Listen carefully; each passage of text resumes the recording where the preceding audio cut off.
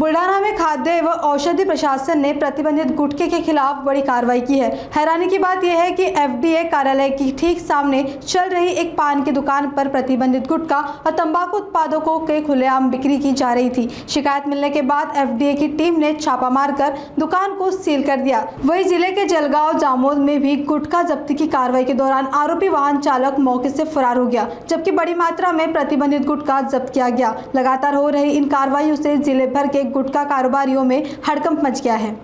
या बुलढाणा शहरामध्ये प्रतिबंधित अन्न पदार्थ असोत किंवा कोटपा अंतर्गतचे तंबाखूजन्य पदार्थ असतात त्यांच्यावरील कारवाई असो, त्याचं पथक आज कारवाई घेत होतं आणि ती कारवाई घेत असताना मला जी माहिती मिळाली ते अन्न सुरक्षा अधिकारी श्री निमनवलकर यांना एका पानटपरी चालकाकडे काही प्रतिबंधित अन्न पदार्थ मिळून आलेले आहेत।